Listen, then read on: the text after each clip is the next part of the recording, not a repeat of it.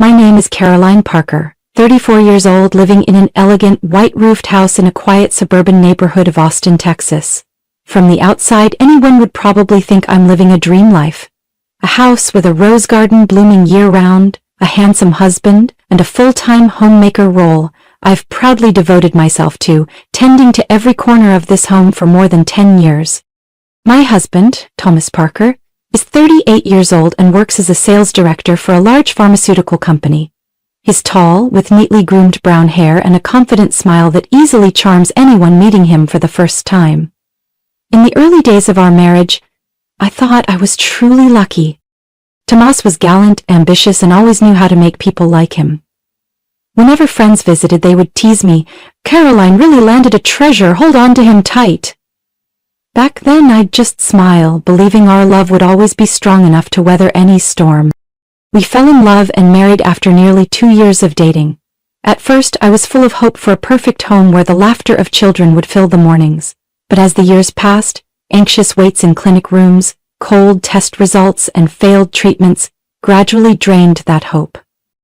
I spent 4 years undergoing fertility treatments, trying everything from Eastern to Western medicine, only to finally let go when the last doctor sighed and said, "It's all in the hands of fate." In the beginning, Tomas encouraged me a lot. He held my hand and said, "As long as I have you, I feel complete." But I still vividly remember the moments he stood silently watching the neighbor's child playing in the yard. His eyes filled with something he never spoke aloud, and those eyes felt like quiet scratches on my heart. Everything changed completely after my parents passed away. My father died from a stroke, and just 3 months later my mother also left us after a long illness. That loss left me hollow, but it also pushed me into the role of sole heir to the legacy my parents had built with so much effort. A small but solid real estate company, along with several apartments and savings I never expected. That money was enough for Thomas and me to elevate our lifestyle. We moved into our current home, bought a new SUV, and vacationed at least twice a year at luxury resorts in Florida or California. I started to notice Tomas's gaze changing, not so much at me, but at everything around me. That was when I first felt a vague unease I couldn't name. People around us still saw us as the perfect couple. The glamorous check-in photos, the expensive wine parties, the envious well-wishes whenever I posted something on social media. All of it was like a curtain covering the nights I lay awake listening to my own lonely sighs. Sometimes I wondered, could material abundance be quietly eroding something that once felt so solid between us? But then I'd reassure myself that maybe I was just being overly sensitive. Thomas still appeared to be the ideal man in our friends' eyes, still said sweet things to me in front of others. But I couldn't help noticing the growing distance in his gestures. The times he smiled, but his eyes no longer held that warm light they once did. And inside this fully equipped house, I sometimes felt like a stranger in my own life. I never expected that the fortune I thought was a gift from fate would be what pulled me into an undercurrent I never saw coming.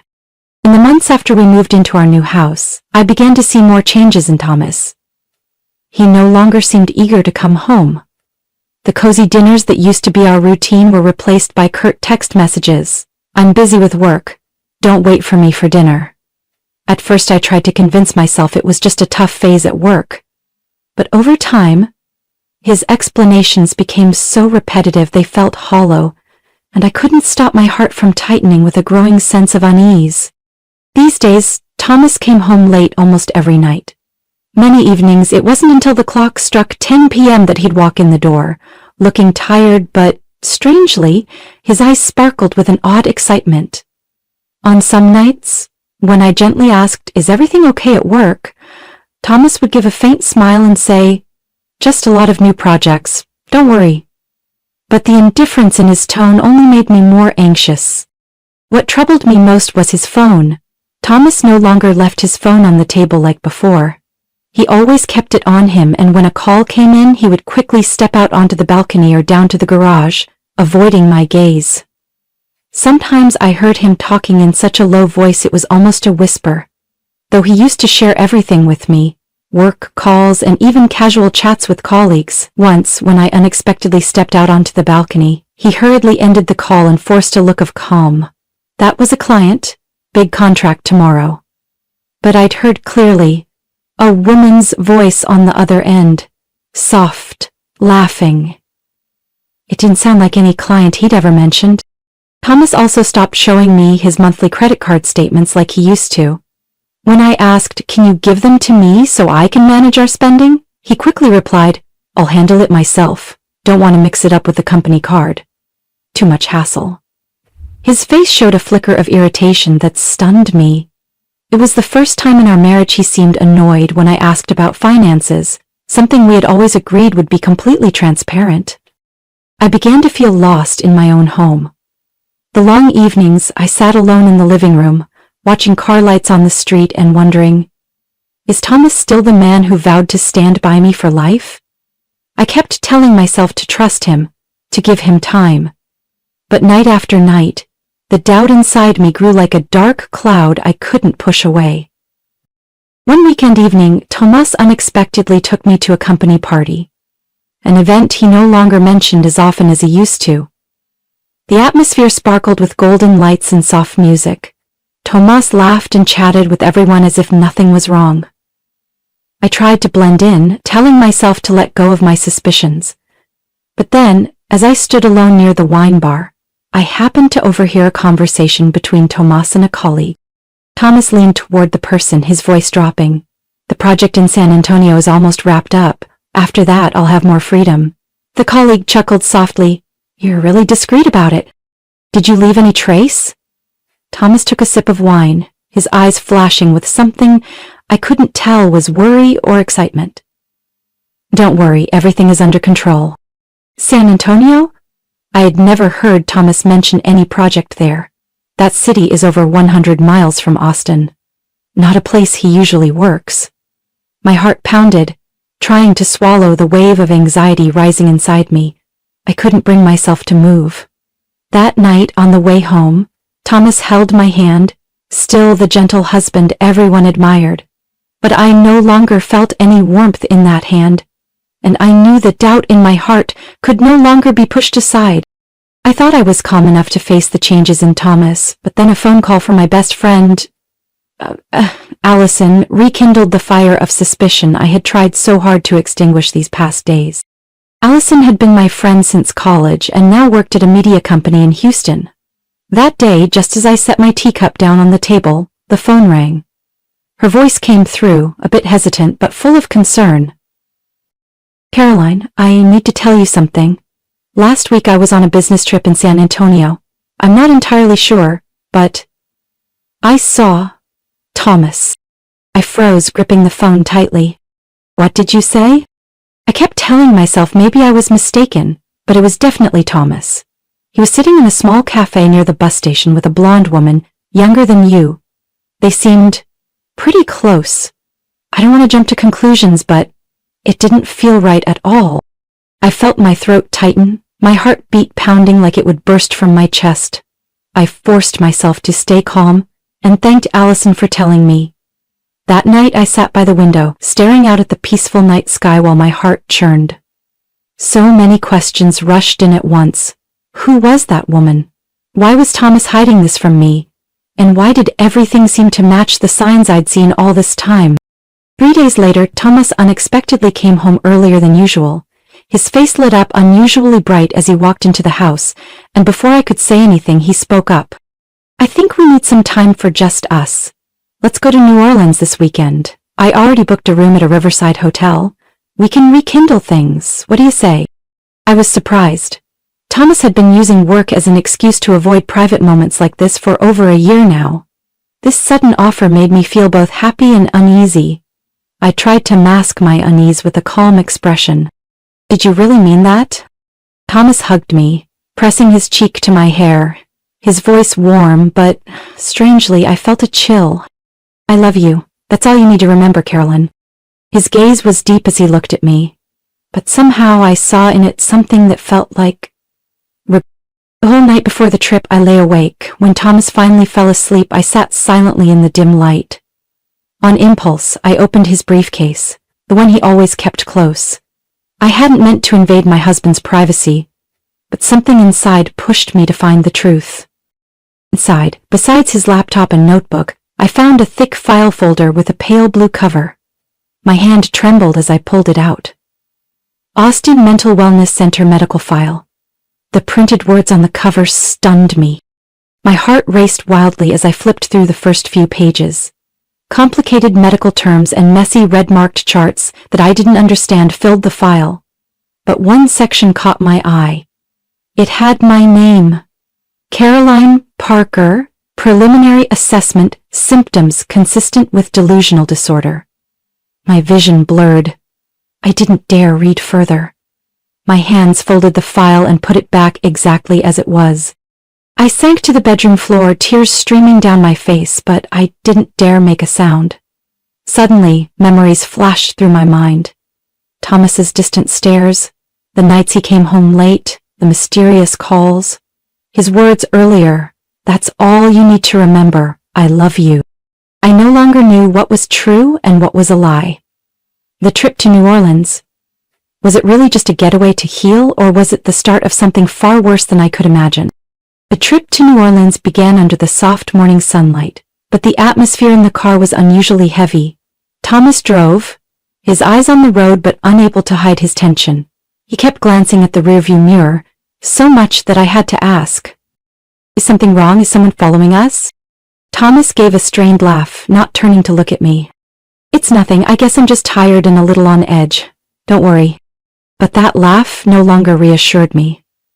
Throughout the drive, he took several calls, speaking so softly I could barely hear, his hands gripping the steering wheel until his knuckles went white. I sat beside him in silence, listening to my racing heartbeat, every passing minute only making my unease grow. Around midday, we stopped at an old gas station along the road, surrounded by the emptiness of Louisiana. A faded sign read, "Bayou Stop Gas," swinging in the breeze. Thomas turned off the engine and looked at me. "Do you want to go in and get some water or something? I'll fill up the tank, then we'll head out again." I nodded and stepped out while Thomas went toward the pump. A young man with suntanned skin in a worn blue uniform came over. His name tag read Ethan. He started pumping gas but subtly glanced at me through the window. When Thomas turned his back to check the rear of the car, Ethan came closer to the passenger side window, pretending to wipe it, then swiftly slipped a small piece of paper through the gap. I froze. Ethan said nothing, just shook his head slightly, his eyes serious, then walked off as if nothing had happened. I glanced at Thomas. He was bent over checking the tires, unaware. My hands shaking, I opened the note under the cover of the dashboard. "You need to get out of here right now. He's lying to you. Don't ask, don't hesitate." I heard my heart thudding loud, a sound that echoed so hard it felt suffocating. My whole body went cold. I took a deep breath, trying to stay calm. Thomas came back, his voice light as the breeze.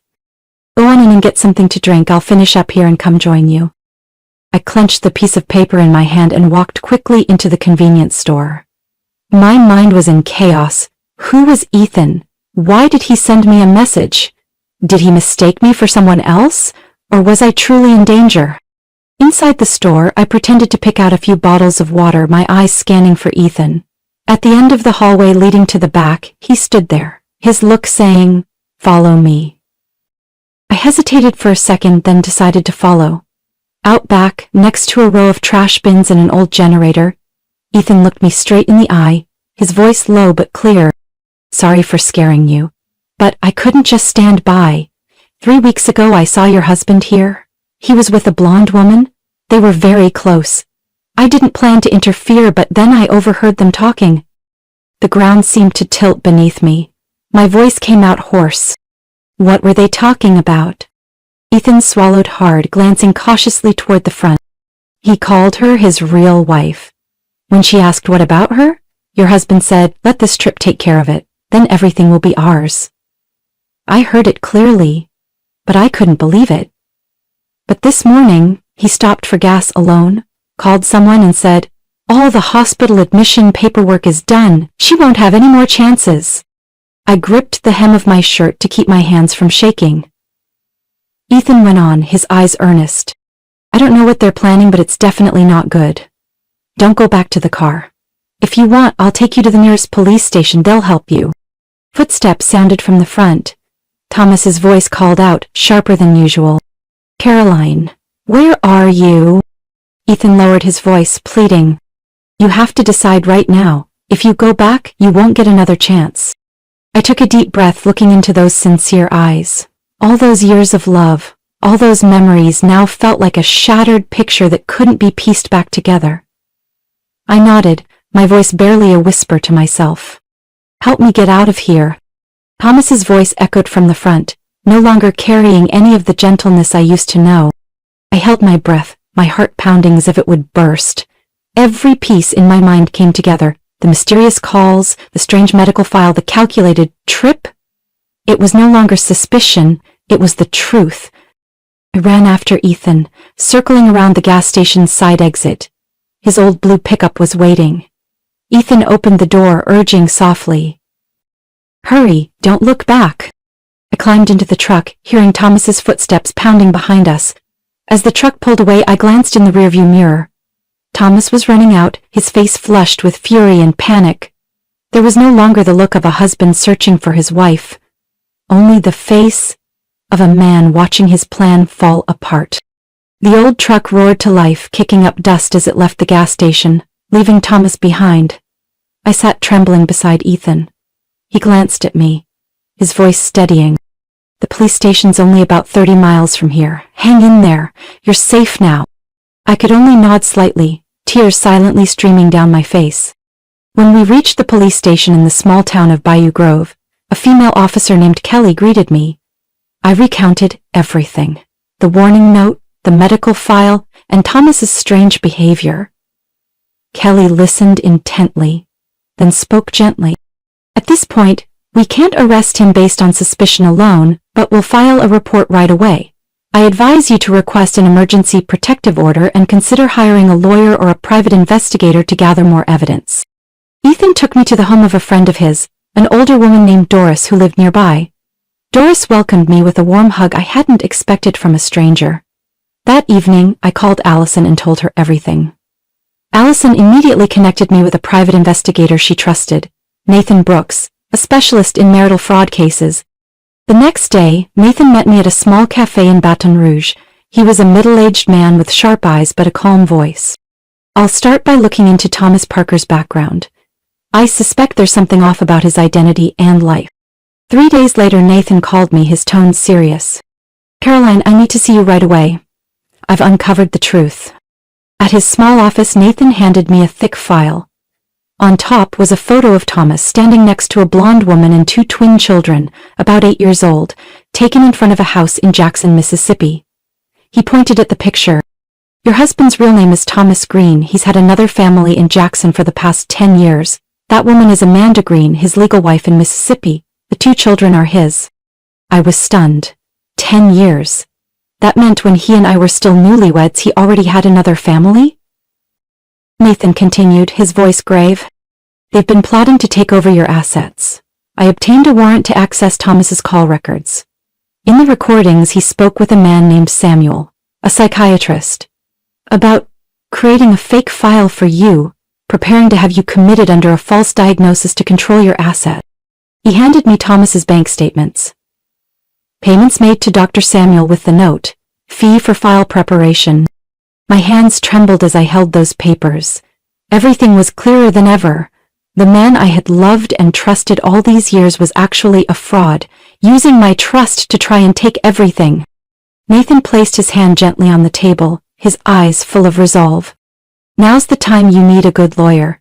I can recommend someone. We'll work together to protect you and bring him to justice. I drew a deep breath, my heart aching but filled with a strange new determination. Even if the past had been built on lies, I wouldn't let him destroy the rest of my life. After the meeting with Nathan Brooks, I knew I couldn't delay even a single day. With all the strength I had left, I picked up the phone and called Allison, asking her to connect me with a strong enough lawyer to help me fight this tough legal battle. Without hesitation, Allison introduced me to Sarah Whitman, a well-known attorney in Baton Rouge who had won many cases involving marital fraud and asset theft. That very afternoon, I met Sarah at her office, a simple space that radiated determination through the thick case files piled on the desk. Sarah listened as I spoke, her eyes lighting up with resolve. Caroline, this file is enough to charge Thomas with bigamy and fraud. The first thing we need to do is immediately request an order to freeze all joint and individual accounts to prevent any transactions. With Sarah and Nathan's support, I quickly signed all the necessary papers. Just 2 days later, the court approved the order to freeze the accounts and real estate assets that Thomas had co-owned with me. At the same time, Sarah officially filed charges with the authorities in both Louisiana and Mississippi, the two places where Thomas had operated under his false identity. The storm began. Thomas surely never expected that I could act so quickly and decisively. 3 days later, police working across both states raided and arrested Thomas at a rental apartment near the Texas border, where he had been hiding after realizing his plans had collapsed. Amanda Green, his real wife, was also detained for investigation on charges of being an accomplice. I still clearly remember the moment I stepped into the courtroom for the first time. My heart pounded in my chest as I saw Thomas led in, handcuffed, looking nothing like the confident, polished man who once stood beside me. His face showed pure bitterness when he saw me sitting there.